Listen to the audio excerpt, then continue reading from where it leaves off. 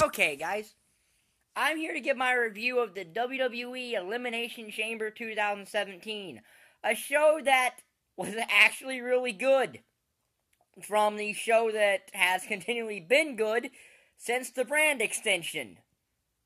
Because, once again, the SmackDown pay-per-view was good, and I don't know how good Fastlane will be, so when I do Fastlane review, I'll tell you which one of these was better.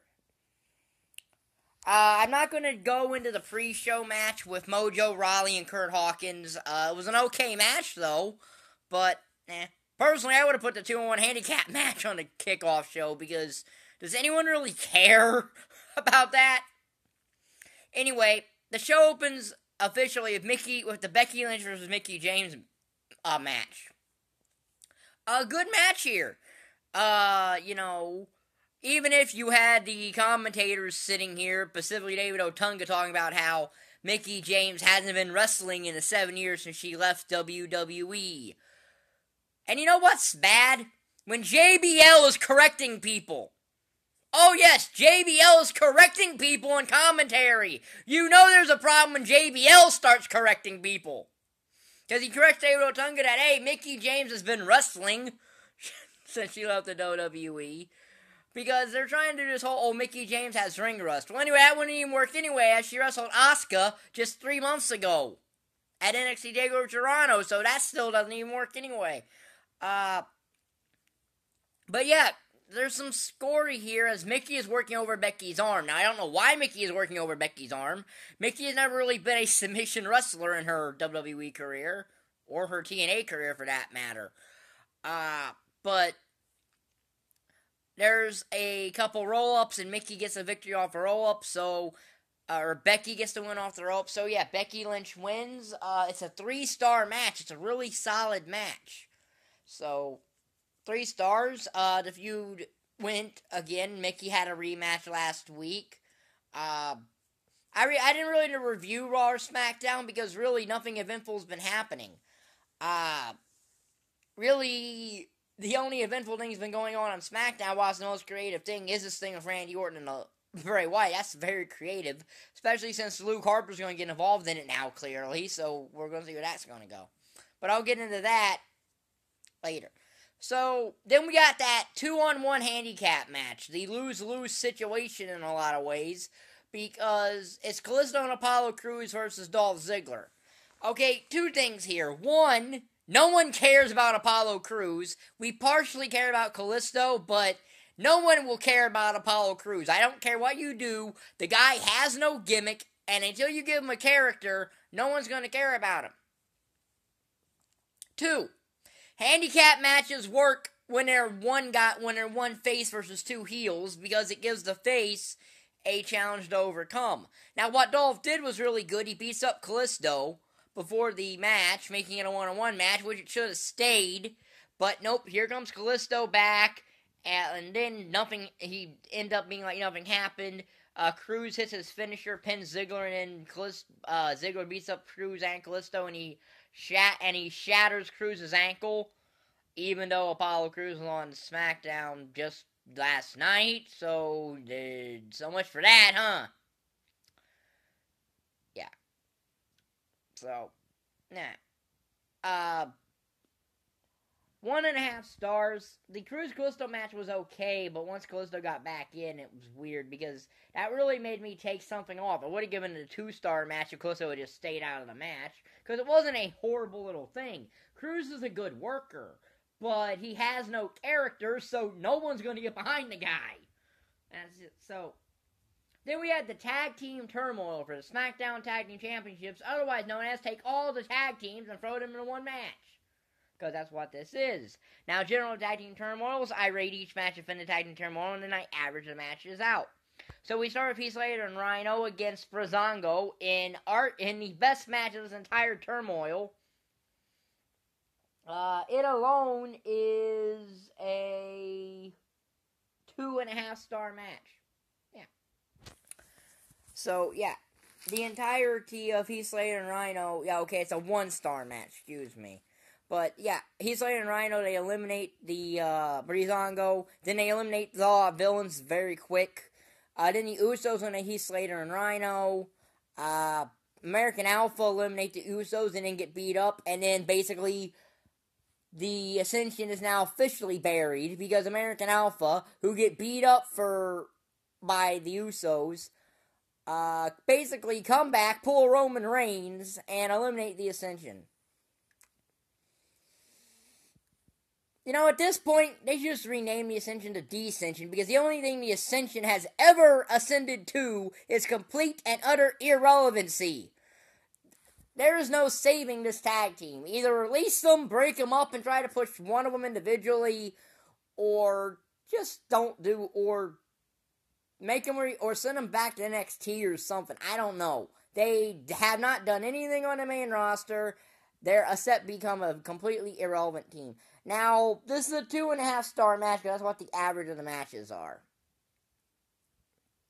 So then we get Nikki Bella versus Natalya in a good match. Their match last night on SmackDown was actually better, though.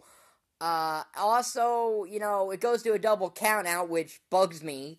I mean, I know they wanted to continue the feud, and I knew it wasn't going into WrestleMania, but a double count out's kind of a lame way and something that didn't really call for it. But, yeah. It's a 3-star match. I'm just seeing a pattern here.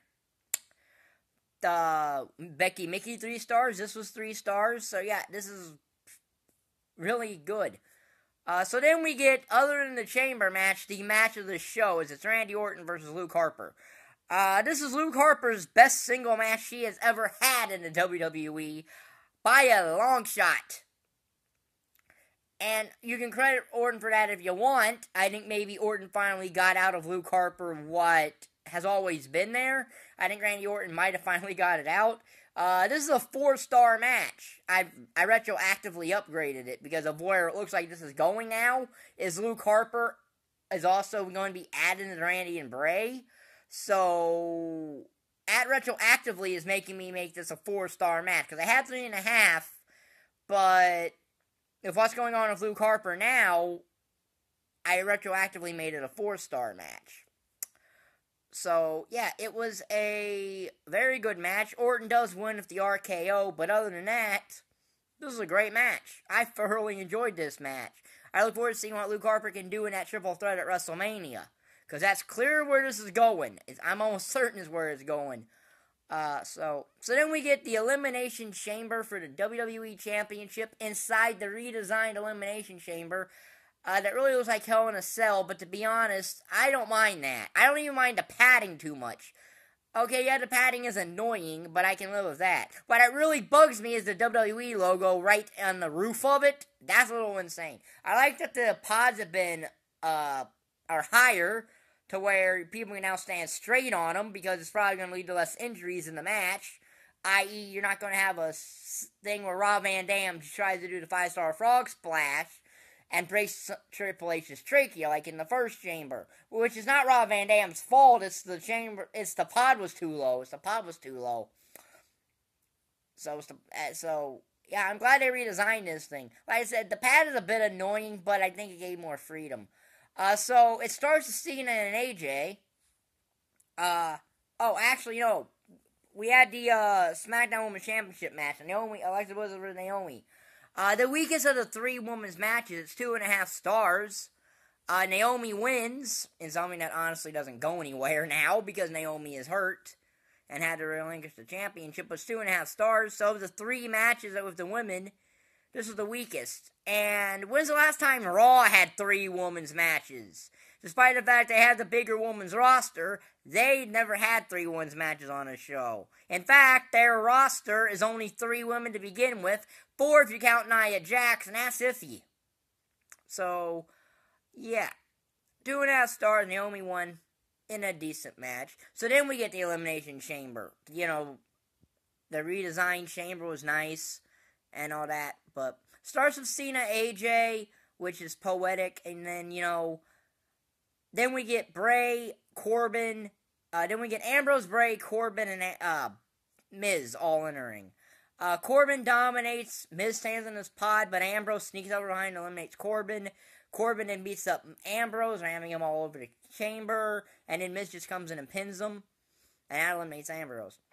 And then John Cena pins The Miz and makes him look like a complete and utter jobber going into WrestleMania against the guy by basically giving him one attitude adjustment and pinning him. Yeah, the attitude adjustment, the move that AJ Styles was kicking out of, 4 times at the Royal Rumble. Yeah, that makes you tell where The Miz is in relation to John Cena, huh?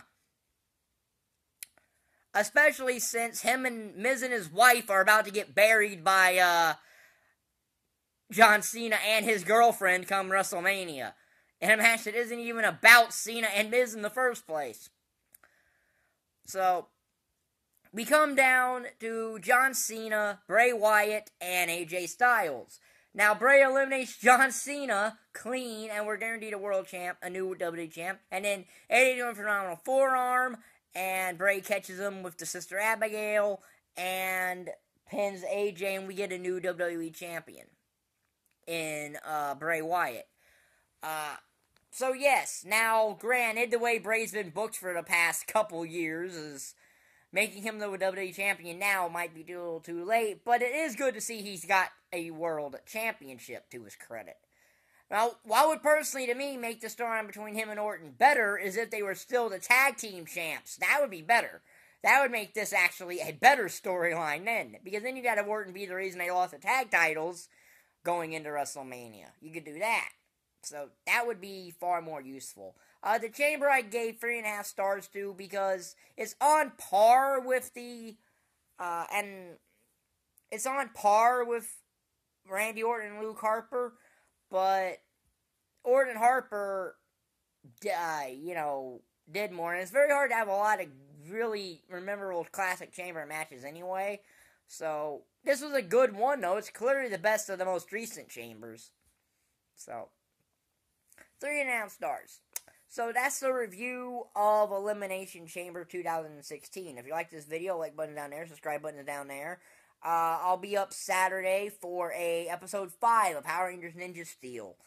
And then I'll have the Fastlane review up for, I don't know, sometime after Fastlane.